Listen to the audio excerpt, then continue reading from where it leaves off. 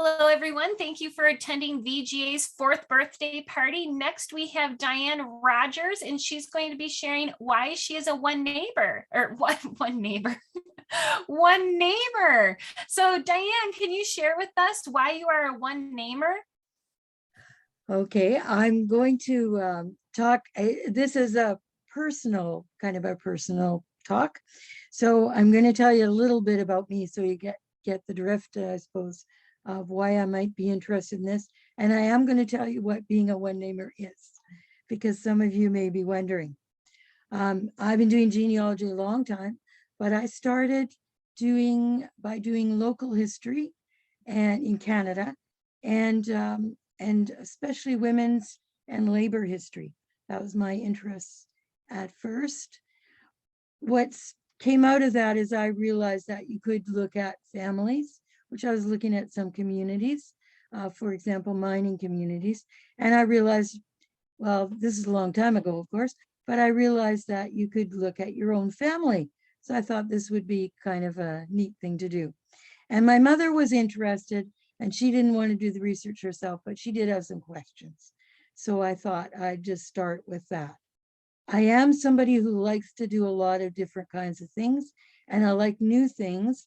And ordinarily, I do like meeting real live people. So even people from the past are interesting to me, and I can get quite, as some of you do, I can get quite involved in their lives, even if it was 100 years ago. So that's partly why I became a one namer. A little bit about being a one namer.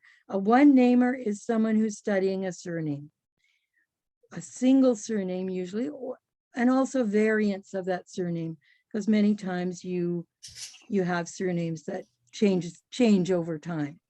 So we study those too. In doing this, in my case, I am researching my grandmother's name all around the world. Anybody who had the same surname or similar to hers, which was Sagers. She was born in England, and it is a pretty English surname, but it also is independently a surname in other places. And I did already know when I started, when I was young, I knew that there were other people in Canada, a few people with the name, and quite a few people in England and Australia. I didn't know about all the other places, like the Netherlands and Germany, until later. When I started genealogy, two people I met fairly soon were already doing one name studies, and I thought a lot of them, so I always was a little interested. But in 2014, which was the anniversary of the start of World War I wanted to do, like many of my friends, I wanted to do something to honor my great uncle, Bert Sagers, who died in France in 1916. And so I thought, well, I'd start off doing some research about soldiers named Sagers. And I did start doing that. And pretty soon I thought, I think I'm doing the same kind of thing these other people are.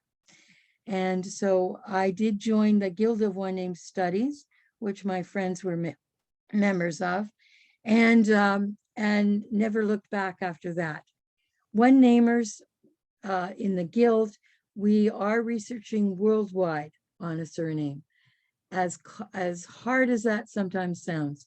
All my other surnames are very common, so I didn't start with one of them, like Rogers, which would be really humongous. But Sagers seemed to me to be doable. We research anywhere we can find records. So birth records, baptismal records, tax records. I was looking at tax records the other day. Anything that we can find about people, we use. Most of us have lots of spreadsheets, but also family trees, because part of doing this is reconstructing families. Often you don't know, you find someone named Sagers and you have no idea who their parents or their children were, but that's what you want to find out. And so I do have family trees online that include my Sagers families and everybody else's Sagers families. And I'm quite happy because doing this kind of study, along with my regular research, doing this kind of study, I'm never going to run out of things to do. And that's part of its attraction, I think, for me.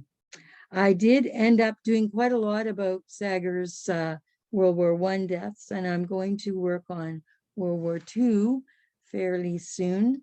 But one project I took on this year as an extra project was to look at people named Sager's son, because I'm pretty sure that the origination of the Sager's name is from a Nordic kind of name, Sager, first name. And I'm pretty sure about that. I don't really have any qualms about that in England and in Europe, at least. But I also wanted to see if the people that still call themselves Sagerson in England, for example, are they related to the Sagers families, or are they a separate group? So I'm working on that this year just to give me something extra to do. There's a lot of fun things you can do if you're doing a one-name study. You don't, of course, have to do it worldwide. I do belong to the Surname Society as well, and many people there are only doing the name in certain places or with maybe one large family. So that you can do that as well. I do think it's much more fun to do it worldwide. In my case, for example, Sager, which is a variation of the Sager's name, it is an independent surname as well from India. And there are quite a few people who live where I do who are in no way related to our Sagers, but they are using that name. So I'm quite interested in that as well, and have added that in my study. Many people start doing one-name studies because they've got a brick wall in their family and they start collecting up all the names, people with the names that they're interested in. Or you know, say if I was looking for the Sagers, I would collect up all the Sagers in Canada. And then maybe if I figured out they came from England, I would look at all the Sagers in England to figure out where they actually were from, because many times when people have emigrated, you don't know where they were born. So you sometimes find yourself doing that without even thinking about it. I will say the Guild is a particularly great place to provide a home for a study. I certainly consider it the home for my studies. The Guild has a lot of perks for members, which include, for example, free websites. But there are a lot of perks that are on the website. I've put that in the chat. There are a lot of perks on the website available for free for anyone. So you can keep an eye out and see there's webinars almost every few months, a series of seminars usually about a certain topic, and you can attend those for free. We do have a free booklet that you can get to explain about how to do a surname, talks more about the spreadsheets, for example, about collecting information. And members are really helpful with members and non-members. I could say that for sure. You can go on the site and put in some of your surnames. There's a search box right up front there, and see if someone is already doing a study on your surname. If we are, we'll help you. We want to talk to people about our surnames and about the information that we've already collected. You might have information we don't, but we might have information that would help you too. So you can think about that. We do, in the pandemic, I would say we got a lot more internationally conscious, all of us, same as the VGA. We started a pub crawl. Pardon me, I'm not used to talking in the morning. We started a pub crawl, which does sometimes involve alcohol for some, but coffee and tea for others.